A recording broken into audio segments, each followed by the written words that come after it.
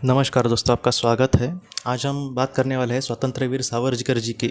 एक क्रांतिकारक या फिर एक इंसान जो भी जीवन में करता है वो तो हमें दिख जाता है, लेकिन वो किस तरीके से जीवन में हमारे सोचता है वो सारी चीज़ें हम तक कभी कभी पहुंचती नहीं। लेकिन आज जो हम बात करने वाले हैं वो एक क्रांतिकारी की, एक महान इंसान की सोच हमें दिखाएगी।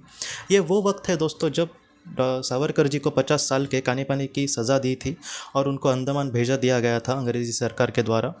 और उस वक्त दोस्तों उनके जीवन में या फिर उनके घर में कुछ इस तरीके से हालात हुए थे। वो तीन भाई थे, तीनों ही जेल में थे उस वक्त, जो देश के लिए वो जेल में गए थे।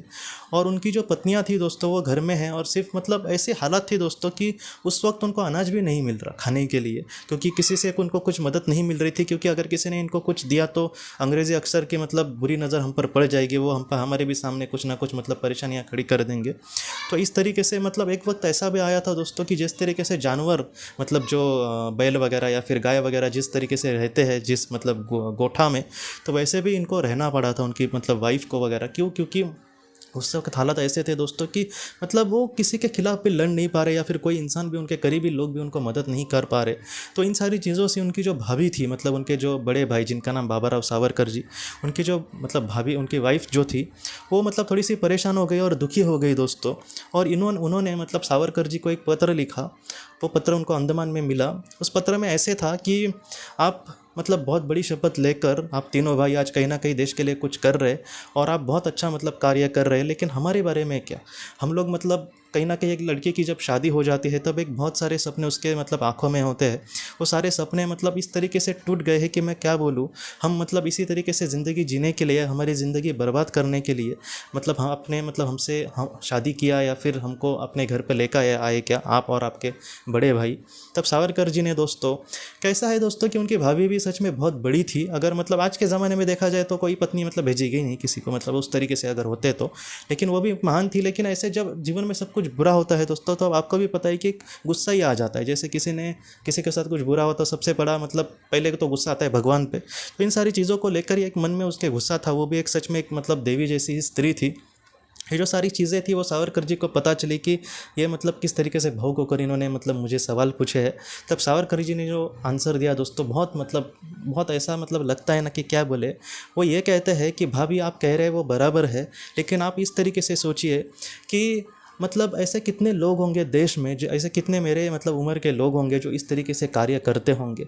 अगर 200 अगर जवान लोग हैं तो उसमें से कुछ 2 ही 3 लोग ऐसा कुछ देश के लिए कर रहे होंगे।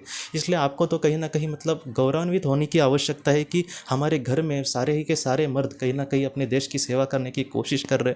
सावरकर जी ने यह कहा कि जब कल भारत के इतिहास लिखा जाएगा, भारत के लिए क्रांतिकारों के बारे में लिखा जाएगा, तो जो लेखक होगा उसके लिए उसको कुछ पन्ने सिर्फ सावरकर फैमिली के लिए बचा कर रखने होंगे, क्योंकि इतना बड़ा उनका कार्य है। आप सोचिए कितनी बड़ी बात है।